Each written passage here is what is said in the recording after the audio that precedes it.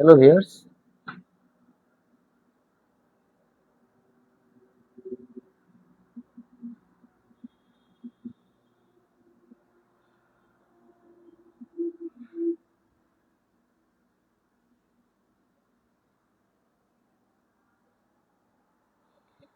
আজকে আমরা আরেকটি মার্ডার কেস নিয়ে আলোচনা করব।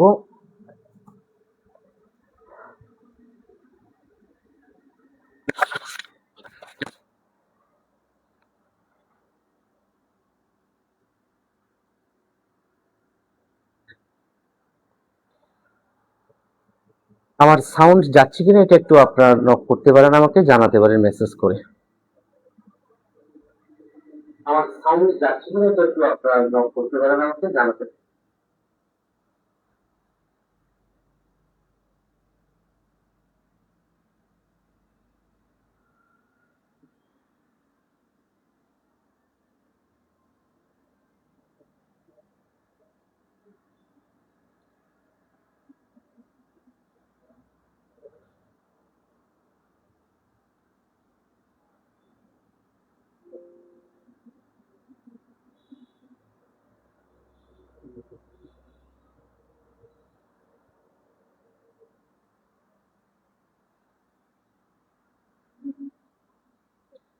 আমরা আজকে আরেকটি মার্ডার মামলা নিয়ে আলোচনা করব। মার্ডার কেস নিয়ে আলোচনা করব। আপনারা সাথে থাকেন, আমরা যতটা পারা যায় আমরা চেষ্টা করব।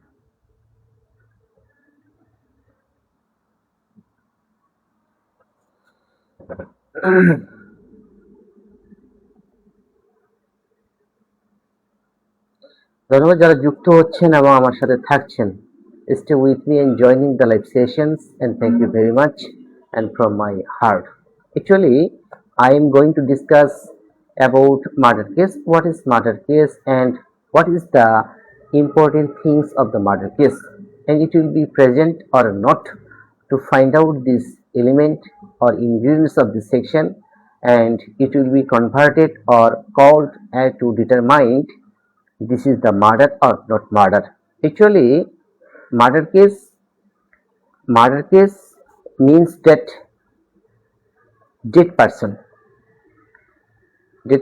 by the other person, and victim, dead person is the victim of the case. I am going to discuss about absence of motive. What is absence of motive in the case, and it will be effect on the case or not. I hope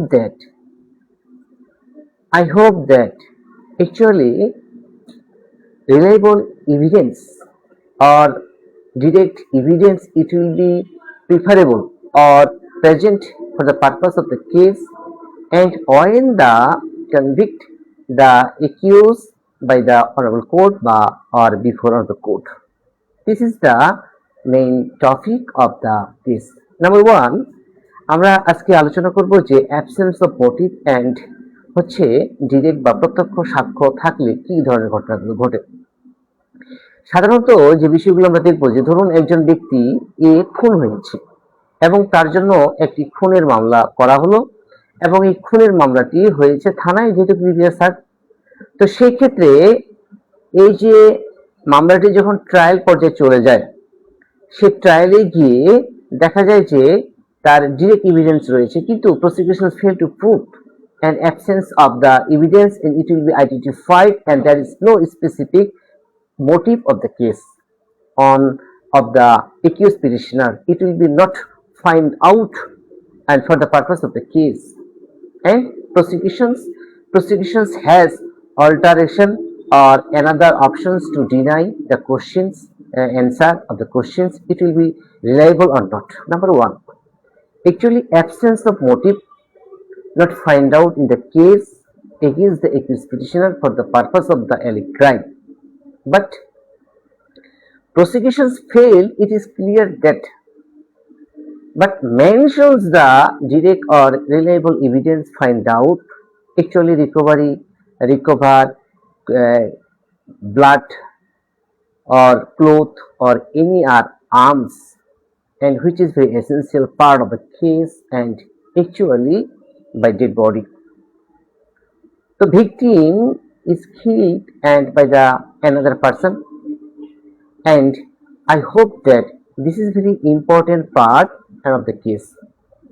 তাহলে absence of motive যদি না থাকে, সেক্ষেত্রে prosecution যদি এই ক্ষেত্রে ব্যর্থ হয়ে যায়, তাহলে শুধু ডিরেক্ট এভিডেন্সের উপর বেস করে যে ট্রায়াল কোর্ট রয়েছে সে পারবে কিনা বা কনভিক্ট করতে পারবে কিনা।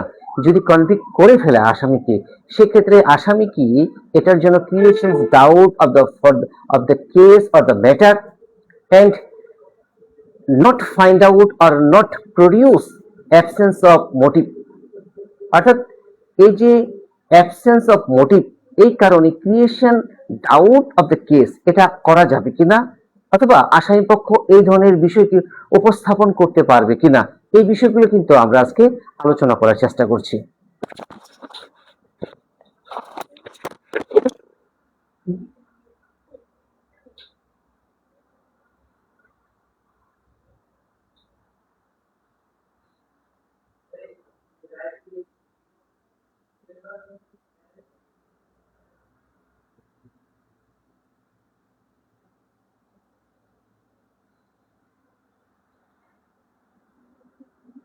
I'm so sorry.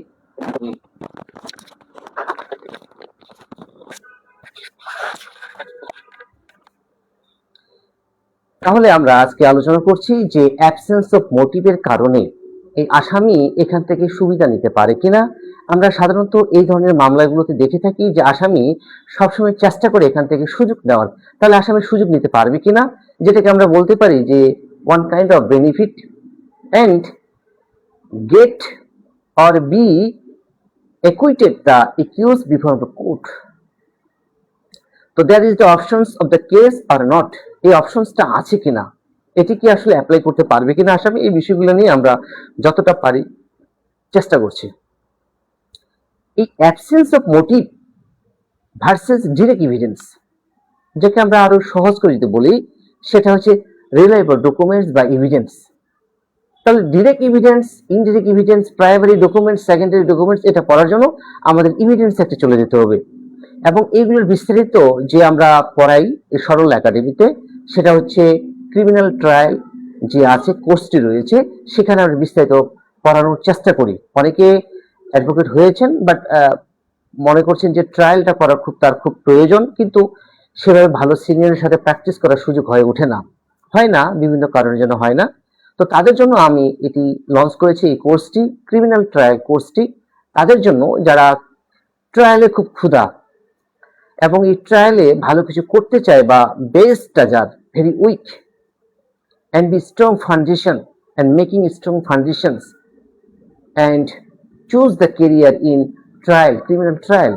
I hope that I will be a supporter, or I will assist you and to do better than each other in your life, in your career. তাহলে আমরা আলোচনা করি যে এই অ্যাবসেন্স অফ মোটিভ, এটা কি আসলে খুব গুরুত্বপূর্ণ বিষয় নাকি এটি সামান্য বিষয়। আসলে আমরা যেটাকে খুব সামান্য মনে করি, এই সামান্য বিষয় দিয়ে কিন্তু ইতিহাস তৈরি হয়ে যায়।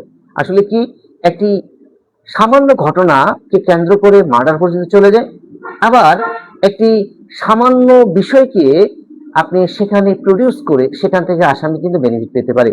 তো আসামি এখান থেকে বেনিফিট পাবে কিনা, আবার আসামি বেনিফিট পাওয়ার কোনো অপশন রয়েছে না, আবার যদি prosecution fail to prove the absence of the motive, অর্থাৎ এই যে তার মোটিভ যে ছিল কিনা, আসামির সেখানে এই ঘটনাটি ঘটার ক্ষেত্রে সক্রিয়তা ছিল কিনা, এই বিষয়টি প্রমাণে ব্যর্থ হলে সেক্ষেত্রে প্রসিকিউশনের এই ব্যর্থতার কারণে আসামি এখান থেকে সুবিধা নিতে পারে কিনা।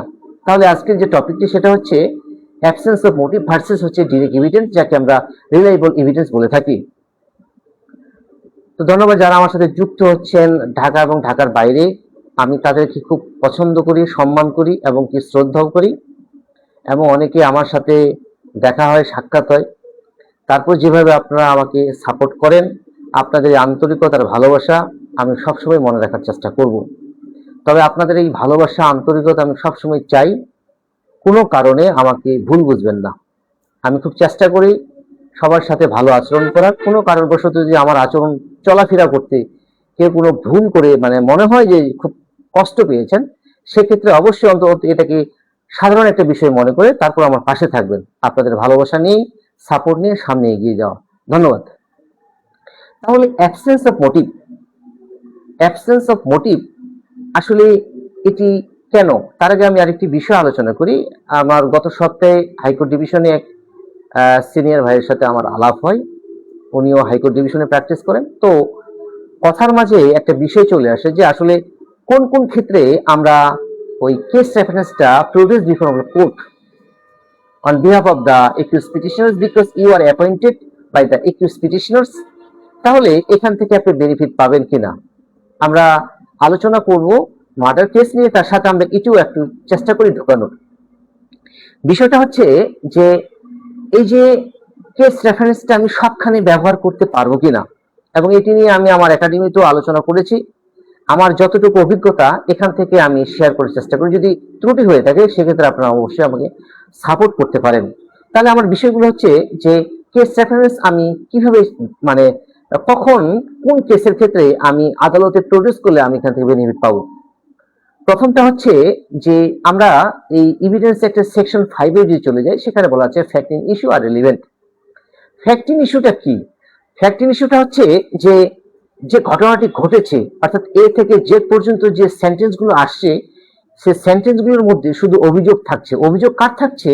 এক ব্যক্তির অভিযোগ থাকছে অন্য ব্যক্তির বিরুদ্ধে। তার মানে আমরা আরো সহজ করে বলতে পারি যে এখানে সেকশন 5 এভিডেন্স অ্যাক্টের যে সেকশন 5টি রয়েছে, এখানে দুটি পার্ট থাকে, একটা হচ্ছে ইস্যু আর একটা হচ্ছে রেলিভেন্ট।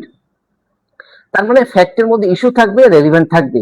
তো ইস্যুটি হচ্ছে বাদীর গল্প বা অভিযোগ, ভিকটিমের গল্প বা অভিযোগ।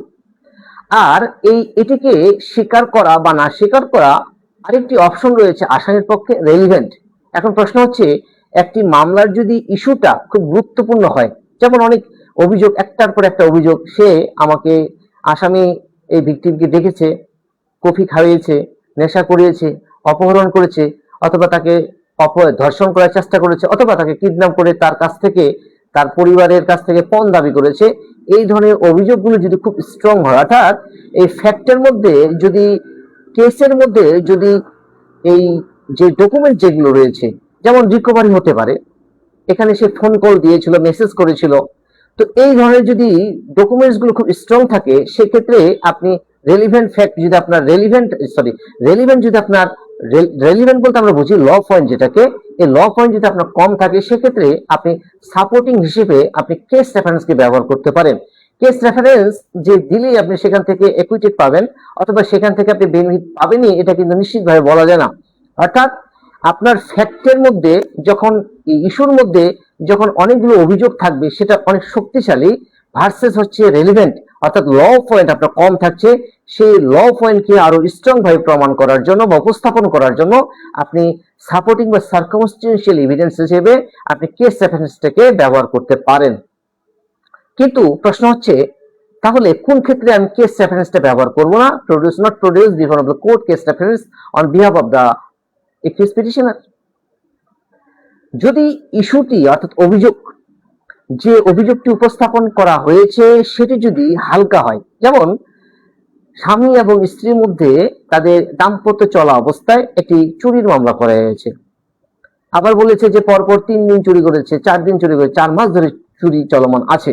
অথবা এমন হতে পারে যে স্বামী এবং স্ত্রী একসাথে মেলাতে গেল, তাদের সাথে একটা বাচ্চা ছিল, একটি বাচ্চা, বাচ্চাটি মেলায় হারিয়ে যায় এবং অভিযোগ করে পরবর্তীতে এফআইআর একটি লজ হয় যে এগেইনস্ট হাজবেন্ড, বলে যে এই তার সে নেশা করে, তার মানে সে নেশা করে বিভিন্ন নেশার কারণে তার মেয়েকে সে বিক্রি করে দিয়েছে।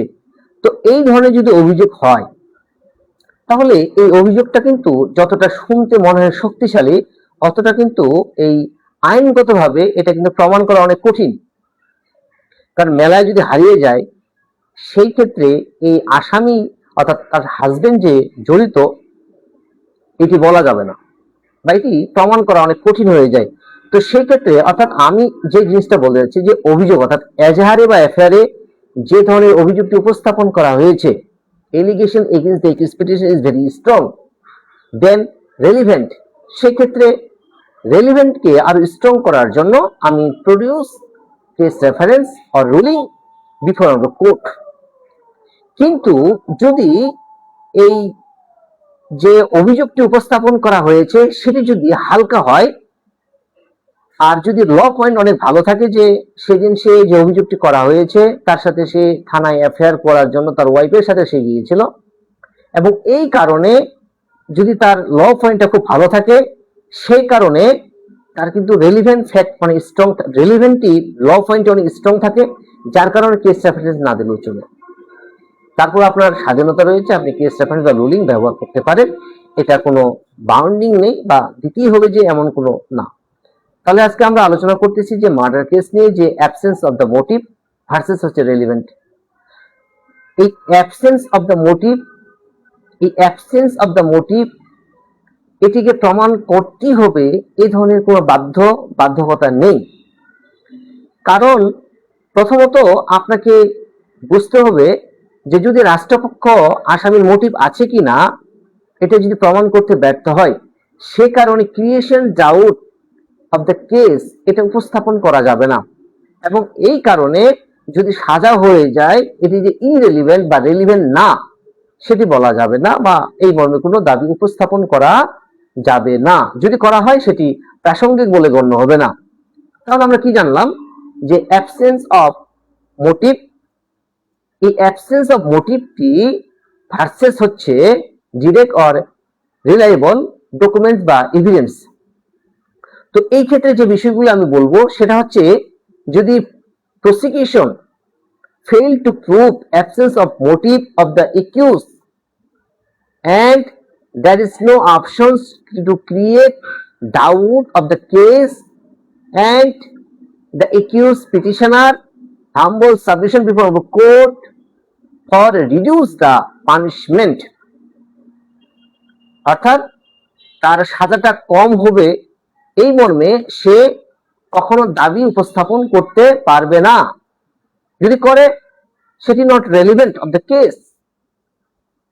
আপনাকে দাবি সেটি উপস্থাপন করতে হবে যেটি করলে বিজ্ঞ আদালতের কাছে রেলিভেন্ট মনে হবে। তাহলে আমরা জানলাম যে absence of motive, there is no duty to produce before the court, absence of present, absence of the motive of the accused before the court by mandatory duty of the prosecution, it is not relevant. তাহলে আমরা কি জানলাম যে absence of motive এটি প্রমাণ করতে ব্যর্থ হলেও আসামি এখান থেকে কোনো সুবিধা নিতে পারবে না, কারণ যদি ডিরেক্ট বা রিলায়েবল এভিডেন্স দ্বারা এটিকে প্রমাণ করা যায় যে আসামি এই মামলার সাথে বা এই ঘটনার সাথে ইনভলভ ইন দ্য কেস, তো সেই ক্ষেত্রে তার সাজা হবে, শাস্তি হবে। তো আজকে যে আলোচনাটা করলাম এই আলোচনাটা একটু ব্যতিক্রম ধর্মী আলোচনা, কারণ অনেকে আমাকে হাইকোর্ট ডিভিশন গত সপ্তাহে এক বড় ভাই আমাকে বলেছিলেন যে আমার এই লেকচার থেকে উনি অনেকটা হেল্প পান। তো এটা আসলে আমার জন্য বিশাল বড় পাওয়া যে আপনারা যেভাবে আমাকে অ্যাপ্রিসিয়েট করছেন হাইকোর্ট ডিভিশনে বা লয়ার কোর্টে। তো তার আগের সপ্তাহে আমি মুন্সিগঞ্জ কোর্টে গিয়েছিলাম, সেখানে একজন লার্নিটের সাথে দেখা। তো এই আপনারা যেভাবে আমাকে অ্যাপ্রিসিয়েট করেন, আমাকে সাপোর্ট করেন, এটা আমার জন্য বলা যেতে পারে এটা আমার সৌভাগ্য। তো আপনাদের ভালোবাসা, আপনাদের সাথে একসাথে চলতে চাই, এবং আপনারা সাপোর্ট করলে সরল ল একাডেমি আরো সামনের দিকে ভালো ভালো করবে, ভালো করার জন্য আমি চেষ্টা করছি। যারা এখানে হতাশ, যে প্রফেশনে যারা ল প্রফেশনে হতাশ হয়ে যান, আসলে হতাশ হওয়ার কারণ হচ্ছে অনেকগুলো। প্রথমত ফিনান্সিয়াল যে ক্রাইসিস,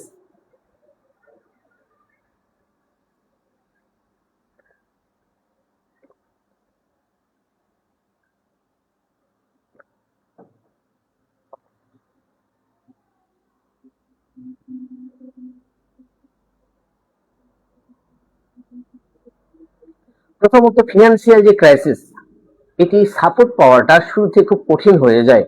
2 নম্বর হচ্ছে ভালো সিনিয়রের সাথে প্র্যাকটিস করাটা অনেক চ্যালেঞ্জিং হয়ে গেছে। 3 নম্বর হচ্ছে দীর্ঘদিন ধরে এই কোর্টে লেগে থাকা, এটা অনেকের ক্ষেত্রেও প্রযোজ্য মানে কঠিন হয়ে যায়। 4 নাম্বার হচ্ছে অনেকে আবার কর্পোরেটে জয়েন করে ফেলে।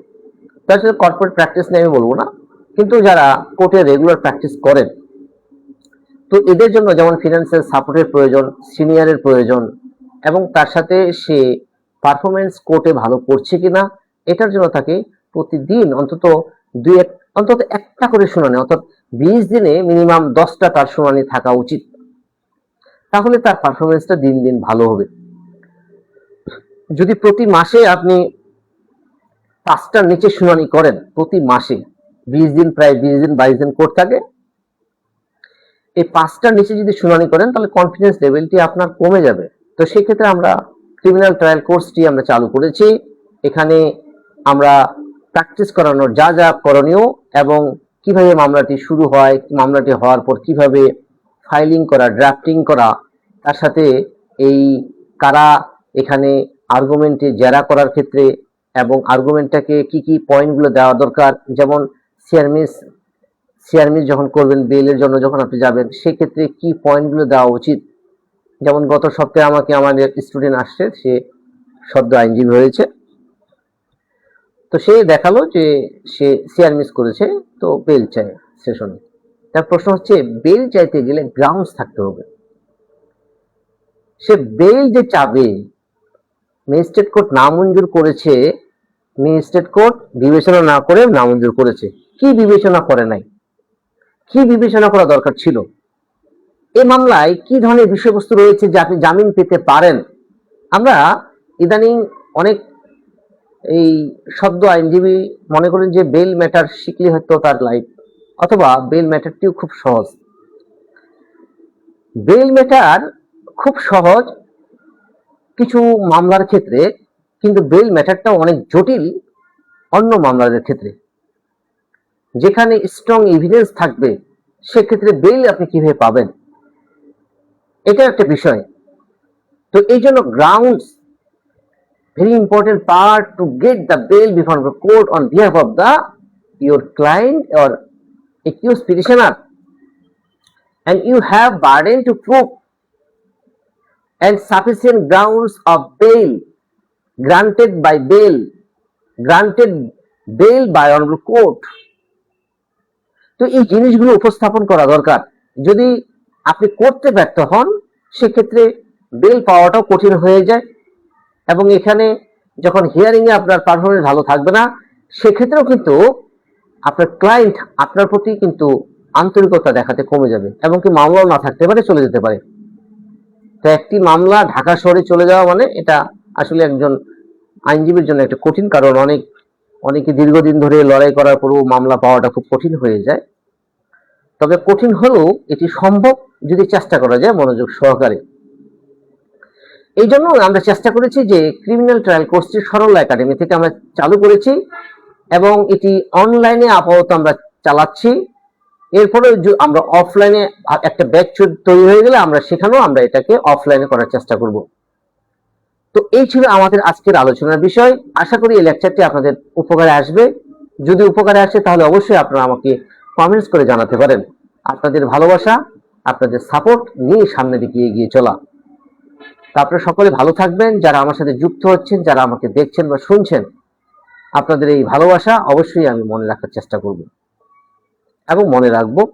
আর আপনাদের সুস্থতা কামনা করে আমি এখানে শেষ করছি। দেখি অনেকে ছিলেন লাইভে, অনেকে আবার বের হয়ে গেলেন।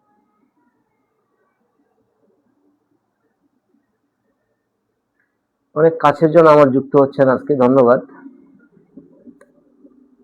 তো এই যে অ্যাবসেন্স অফ মোটিভ ভার্সেস হচ্ছে যে ডিরেক্ট এভিডেন্স আর রিলায়েবল এভিডেন্স, এগুলো আসলে গুরুত্বপূর্ণ ভূমিকা পালন করে কিনা, বা এটির কারণে সেখান থেকে খালাস বা জামিন অথবা সে ডিসচার্জ হবে কিনা। অর্থাৎ আমরা এ টু জেড যতগুলো প্রসিডিউর, মানে যতগুলো স্টেপ রয়েছে সবগুলোতে কিন্তু আমরা এই বিষয়গুলো নিয়ে আসতে পারি। এখন কিভাবে উপস্থাপন করবেন, কতটুকু উপস্থাপন বেলের ক্ষেত্রে করা দরকার, কতটুকু উপস্থাপন ডিসচার্জের পিটিশনে করা দরকার, কতটুকু আপনার যে জেরার ক্ষেত্রে কিভাবে আপনি সেন্সটাকে ঠিক রাখবেন, আবার কিভাবে আর্গুমেন্টে আপনি এই বিষয়গুলো উপস্থাপন করবেন, এগুলো আমরা হাতে হাতে আমাদের এই কোর্সটিতে আমরা চেষ্টা করি যাতে আপনার বেসিক লেভেলটা অনেক স্ট্রং হয় এবং আপনি প্র্যাকটিসে অনেক ভালো করেন। তো এই ছিল আজকে আমাদের আলোচনার বিষয়। আপনাদের সকলের ভালোবাসা এখানেই শেষ করছি। আপনারা ভালো থাকেন, পাশে থাকেন এবং দেখা হবে। শুভরাত্রি, নমস্কার।